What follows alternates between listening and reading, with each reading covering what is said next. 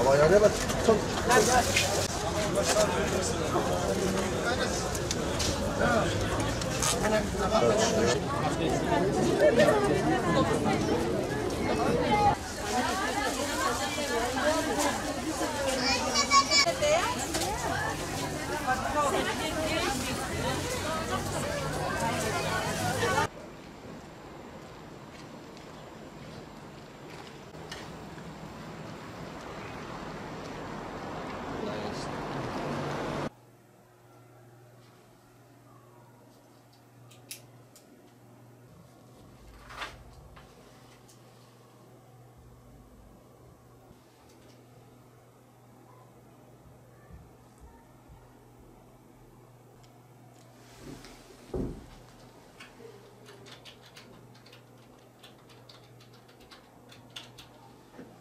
Komela Umut Kervaniya Batmanê sala wext alîkariyê ji feqîr û sêwiya re dikin.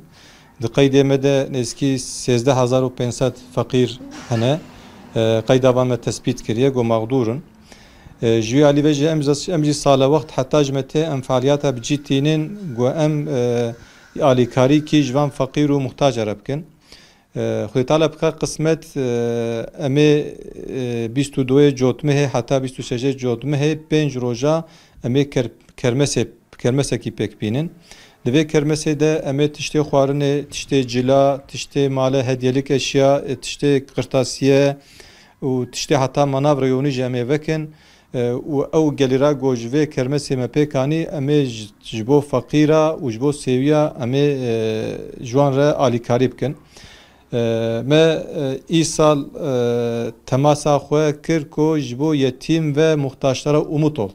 Temame ew e bi vî navî me pêkanî kermesa xwe. Ji bo kermesa xwe me ji îdarê valîlikê û belediyê ji wan teva me îznê xwe tev pêkanîne me tev hazir kirine. Duyê alî ve jî ti sıxıntiya me tune elhamdülillah.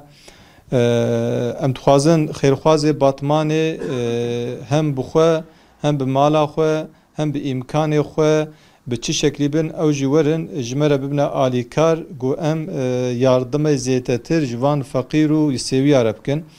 Xêrxwaz karin bi xwe werin malzemê li kermesa me pêk anîne karin wan bikirin. Karin xwarina xwe malê 5 roja ji ba me amade bikin. Karin ji aliyê dî ve cil û kincê zarakê xwe bikirin. Karin alîşverîşa xwe manavê û wê din jî kermesa me pêk bînin. Bi vî şeklî karin qatqiyê bidine kermesa me. Ji aliyê dî ve jî xêrxwaz karin van eşya malzeme olarak jî bînin teslîmê me bikin. Ew malzeme got teslîmê me kirin. Em ê bifroşin dîse imkan û yardimê got hatin jî em ê ji bo sêwiya û feqîra em ê xerç bikin. Em dixwazin xelqê me Batmanê heta vêga em ji vî alî ve ji bo yardıma feqîr û sêwiya ve em bi tenê nehêliştine. Di vê kermesê de jî me hêviye got me bêkes nehêlin û tiştê got em hizrê wê dikin bi zêdetir jî înşallah em ê imkan û yardimê toplamışkin ji bo feqîr û sêwiya. Ji vê gadve Xwedê teala xêra xêrxwazê me teva qebûl ke û em 5 roja xelqê me Batmanê xêrxwaz tevî em dawetî kermesa xwe dikin bi her şeklî ew jî li ba me bin em bi hevdî re ji feqîr û sêwiya re bibine umut.